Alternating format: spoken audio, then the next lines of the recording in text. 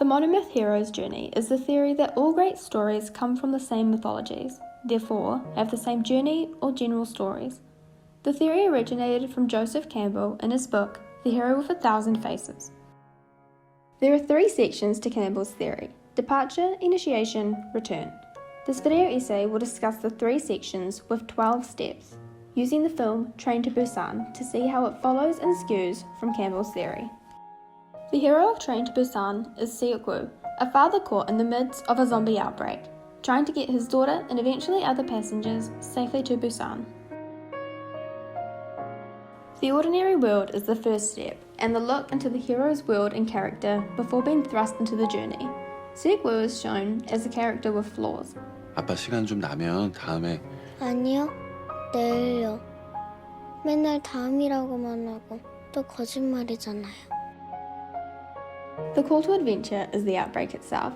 Then, the next step is refusal. Because this call to adventure is life or death, he can't exactly refuse it. So, while it is not exactly a call, he does refuse to help the others immediately. Naturally putting his daughter first, he does not help other passengers when he has the opportunity and capability. At this point, Train to Busan skews from the specifics of the theory. Seok-woo does not have a mentor, but rather has guidance, which Campbell mentions is a trait of the mentor character. Sang-ha does not train Woo, however, Woo is influenced by his morals and behaviour. The step is crossing over and finally accepting the responsibilities. Campbell mentions that this can be done in various ways. For Seok-woo, it is emotional. When Sang-ha dies, Woo promises to protect his pregnant wife and other passengers. Woo is faced with tests throughout the entire film. Who he decides to trust determines their future, and his loyalty to Sang-ha is also tested. The inmost cave can represent many things for the hero: emotion, location, danger. For Seok-woo, it is reaching the final train. He is so close, and it is the most important location to get to in the film, and the most dangerous. Woo's ordeal is the journey to the inmost cave. The zombies are the most dangerous at this time, and there are more than there have been the entire film. This is also where the steps from the original theory begin to skew. Woo does not have a physical reward, but rather it could be interpreted that his daughter and Sang-ha's wife's safety is the reward. He fulfilled his promise, and his daughter is safe. The road back is the next step, which does not apply to Seok-woo, because he has not travelled to a new world, but rather his ordinary world has changed. There is no road back to at least normality.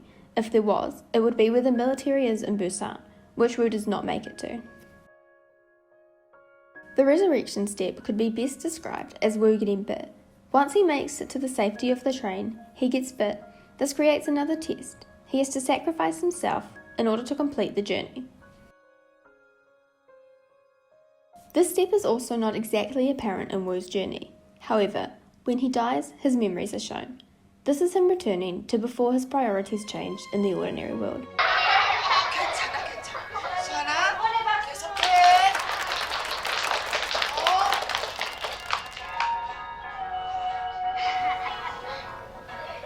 Though many steps vary from the specifics of the journey, the return section has the most differences when compared. The steps are out of order, and while they can be identified somewhat, they wouldn't be entirely apparent unless the film was analysed. But does this mean that Seok-woo does not follow the theory? So-called cliché characteristics, like the flawed hero and the self-sacrificing protagonist, means Woo does portray a classic hero character. These clichés substitute for the lack of consistency in the monomyth theory. The film shows us Seok-woo as a hero time and time again. As Train to Busan is not a typical hero's journey fantasy film, it is impressive that the steps can still be identified, and it can technically follow along with such a specific theory. I would say that this proves the legitimacy of Campbell's theory.